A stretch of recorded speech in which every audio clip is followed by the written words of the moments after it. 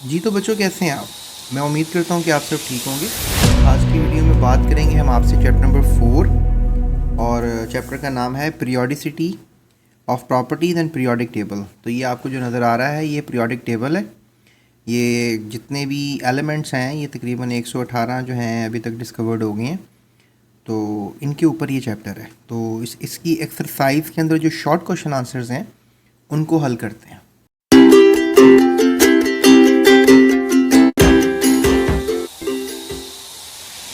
तो बच्चों, जो पहला सवाल किया जा रहा है वो ये है कि write the valence shell electronic configuration of an element present in the third period and group 3A।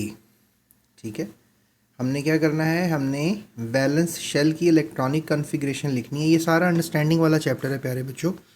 तो इससे रिलेटेड मैंने डिस्क्रिप्शन में कुछ लिंक्स दिए हैं, तो आपने वो वीडियो पहले लाजमी देखनी है जिसमें इस चीज़ की सब एक्सप्लेनेशन की जा रही है। फिर क्वेश्चन आंसर्स को समझने के लिए आपने आना है। ठीक है, तो write the valence shell electronic configuration of an element present in the third period of group 3A। तो पहले जज करते हैं कि वो एलिमेंट है कौन सा। तो 3A जो ग्रुप है that is basically this one, 3A लिखा हुआ है। और third period, this is the element that is aluminium. और जिस ग्रुप में ये एलिमेंट होता है वही उसके आउटर शेल में इलेक्ट्रॉन्स की तादाद होती है। तो 3A का मतलब है इसके आउटर शेल में 3 इलेक्ट्रॉन होंगे। बोरॉन के भी डेफिनेटली इसी ग्रुप का मेंबर है तो 3 इलेक्ट्रॉन होंगे। गैलियम, नीडियम, थेलियम, इनके भी 3 इलेक्ट्रॉन ही होंगे आउटर मोस्ट शेल में। तो बेटा ये देख सकते हैं आप कि हमारे पास the element present in the third period and group 3A is aluminium. जैसा कि मैंने अभी आपको बताया, एल्यूमिनियम के टोटल 3 शेल्स होंगे, क्योंकि थर्ड पीरियड का मतलब है इसमें 3 शेल्स होंगे, के, एल और एम। के अंदर एक ही सब शेल होगा, एल में 2 सब शेल्स होंगे और एम में होंगे 3 सब शेल्स। क्योंकि हमारे पास इलेक्ट्रॉन नहीं है इतने, एल्यूमिनियम बेसिकली पीरियोडिक टेबल का 13th एलिमेंट है। तो 13th एलिमेंट होने की वजह से जो है इसके पास टोटल इलेक्ट्रॉन्स 13 होंगे। तो 2 इलेक्ट्रॉन्स आ गए पहले शेल में, 8 इलेक्ट्रॉन्स आ गए दूसरे शेल में। 2 और 8 10 हो गए, 2 और 6 8 हो गए, और 2 ये 10 हो गए। और एम में फिर टोटल 3 इलेक्ट्रॉन्स बचेंगे। तो एम में टोटल आउटर शेल में 3 इलेक्ट्रॉन होते हैं, ये मैं शुरू से आपको कह रहा था। तो इसका जो आउटर सब शेल होगा वो 3P होगा, उसमें एक इलेक्ट्रॉन होगा। So valence shells is M, hence valence shell configuration is 3s2 3p1, 3s2 3p1। और उसके बाद n की वैल्यू आपको पता है कि ये n की वैल्यू 1 है, यहाँ पे n की वैल्यू 2 है, और यहाँ पे n की वैल्यू 3 है। तो n की वैल्यू 3 है। Aluminium is present in the third period since total number of electrons in the valence shell sub shells are 2 + 1 is equal to 3। तो टोटल 3 इलेक्ट्रॉन्स हमें नज़र आ रहे हैं। So it must be present in group 3A। तो outer shell में 3 electrons होंगे। तो इसलिए मैंने आपको शुरू में ही बता दिया कि 3A ग्रुप का मेंबर होगा। तो आई होप ये स्टोरी क्लियर हो गई आपको। उसके बाद है सेकंड क्वेश्चन, डिफाइन हैलोजेंस। अब ये हैलोजेंस क्या होते हैं? प्यारे बच्चों, ये जो पीरियोडिक टेबल है ना, इसमें टोटल 18 ग्रुप्स आते हैं। 1 2 3 4 5 6 7 8 9 10 11 12 13 14 15 16 17 और 18। हर ग्रुप का नाम रखा हुआ है। सो पहला ग्रुप अल्कली मेटल्स है, दूसरा ग्रुप अल्कलाइन अर्थ मेटल्स है। इन तमाम ग्रुप्स के भी नाम हैं। स्पेसिफिकली इस ग्रुप को अगर आप नाम दें, 11वां ग्रुप जो है या 1B ग्रुप है, इसको हम क्वाइनेज मेटल्स का ग्रुप कहते हैं। फिर बाकी जो सारे ग्रुप्स हैं इनको ट्रांजिशन एलिमेंट्स कह देते हैं, सबको एक ही नाम देते हैं। आप इनको आयरन फैमिली, कोबाल्ट फैमिली, मतलब पहले एलिमेंट के नाम से भी ग्रुप का नाम रख सकते हैं। उसके बाद इस ग्रुप को हम बोरॉन फैमिली कहते हैं, इस ग्रुप को हम कार्बन फैमिली या चाल्कोजेंस कहते हैं, इस फैमिली को हम नाइट्रोजन फैमिली कहते हैं, इस फैमिली को ऑक्सीजन फैमिली। और ये जो फैमिली है, ये वाला जो ग्रुप है that is the second last group, इसको हम हैलोजेंस कहते हैं। ठीक है, क्या कहते हैं इसको? हैलोजेंस। ओके। और ये जो हैलोजेंस हैं इसमें फ्लोरीन, क्लोरीन, ब्रोमीन, आयोडीन, एस्टेटिन, ये सब एलिमेंट्स आते हैं। और ये एलिमेंट्स के अमूमन मैं नाम नहीं लेता बिकॉज ये सब लैब में तैयार किए हुए हैं।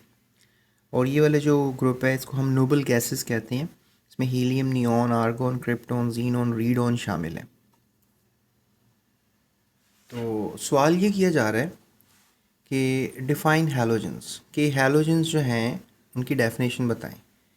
तो अभी मैंने आपको बताया कि ये जो टर्म है हैलोजन का मतलब होता है सॉल्ट फार्मर, यानी कि नमक बनाने वाली। ये जो हैलोजेंस होते हैं बेसिकली अल्कली मेटल्स के साथ मिलकर सॉल्ट बनाते हैं।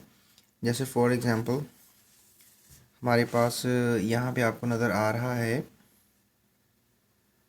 ओके, यहाँ पे आपको क्लोरीन नज़र आ रहा है और ये सोडियम से मिलेगा तो सोडियम क्लोराइड बन जाएगा। तो सोडियम क्लोराइड एक सॉल्ट है। अगर फ्लोरीन से मिलेगा तो सोडियम फ्लोराइड बन जाएगा। कैल्शियम से मिलेगा calcium chloride, calcium fluoride. Getting my point? ये सब इन मेटल्स के साथ मिलकर सॉल्ट्स बनाते हैं। सो ये आपको पता होना चाहिए। So we have the term halogens means salt former because these elements will readily react with the alkali metal. readily mean जल्दी से react कर जाएंगे alkali metals के साथ।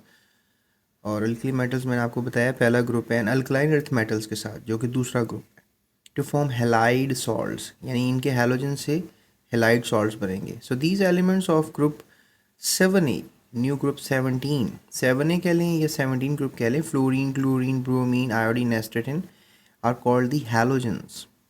ठीक है, और ये एक येलो कॉलम होता है प्रोडक्ट टेबल में।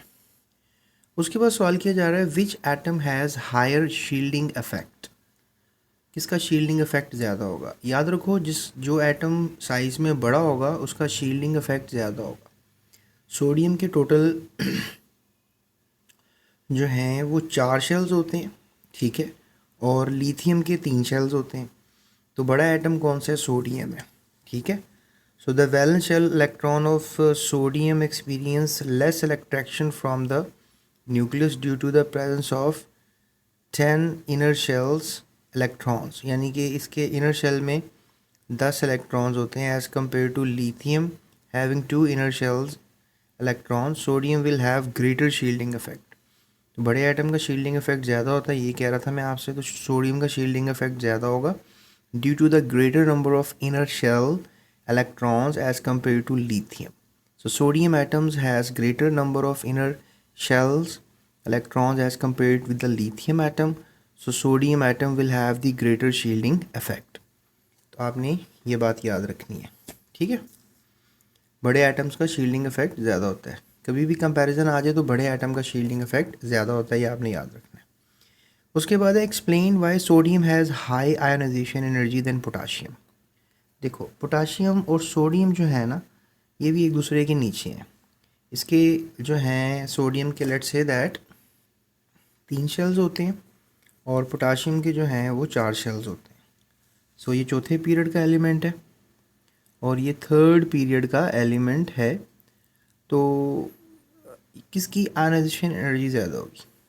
देखो, सोडियम और पोटाशियम में से शील्डिंग इफेक्ट ज़्यादा किसका होगा? अभी मैंने कहा था बड़े एटम का शील्डिंग इफेक्ट ज़्यादा होता है, तो डेफिनेटली पोटाशियम का शील्डिंग इफेक्ट ज़्यादा होगा।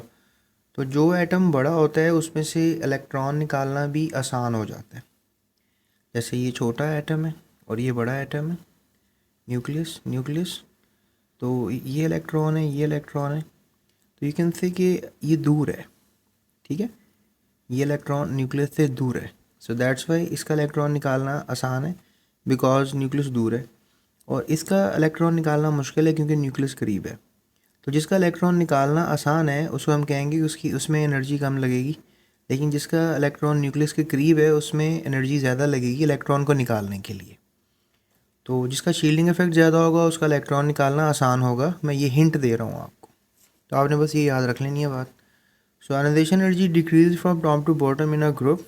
अब टॉप टू बॉटम क्या होता है कि ग्रुप में एटम्स के साइज़ जो हो रहे होते हैं वो बड़े हो रहे होते हैं।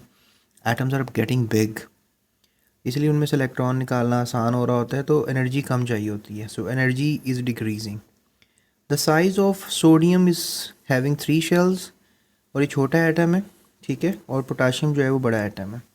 सो therefore sodium has high ionisation energy value than potassium, ठीक है। पोटाशियम जो है वो भी 1A ग्रुप में से है और सोडियम भी, मतलब दोनों का ग्रुप सेम ही है।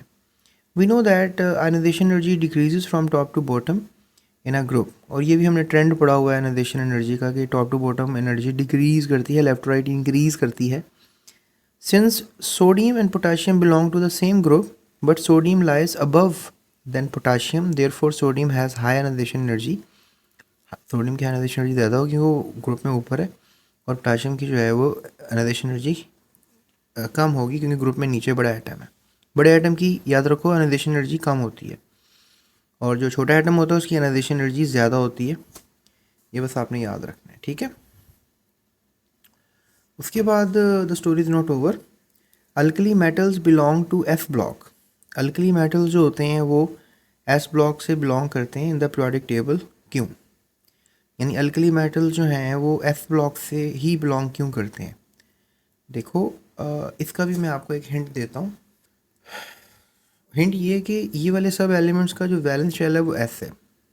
इन वाले एलिमेंट्स का सबका निकाल के देख लो, इलेक्ट्रॉनिक कॉन्फ़िगरेशन करके देख लो, सबका जो वैलेंस शेल होगा वो एस होगा. तो इसका भी वैलेंस शेल एस है, इसका भी वैलेंस शेल एस है, तो इसलिए एस वाले वैलेंस शेल के अंदर ही ये दोनों ग्रुप लाया करते हैं. इन सब का वैलेंस शेल डी है, इसलिए ये डी ब्लॉक में है. इन सब का वैलेंस शेल जो है फ्रॉम 13 to 18 पी है, इसलिए पी ब्लॉक में है. वैलेंस सबशेल जिसका भी जो होगा वो एलिमेंट वहीं पर होगा. इस लिहाज से भी ये पीरियोडिक टेबल की सेटिंग बड़ी ज़बरदस्त है. तो आप ये कह सकते हो कि जो सोडियम मतलब पहला ग्रुप है और दूसरे ग्रुप के एलिमेंट्स हैं, इनका वैलेंस शेल एस होता है. इसी वजह से ये एस ब्लॉक में होते हैं दोनों ग्रुप्स. ये एस ब्लॉक में इसलिए नहीं है क्योंकि इनका वैलेंस शेल एस नहीं है, इनका सबका डी है, ठीक है. तो ये हिंट है जो मैंने आपको दिया. सो आपने ये बात याद रखनी है. So group 1A on the left side of the table constitutes S block because outer subshell valence electron of these elements are present in S orbitals or subshell. वही बात कर दी. So the valence shell electronic configuration of alkali metals lies in S subshell. Therefore alkali metals belong to S block in the periodic table. तो बच्चों ये था हमारा short question answer का एक पोर्शन. अब लॉन्ग क्वेश्चन आंसर शुरू हो जाएंगे, उसका भी आपको जवाब देते हैं.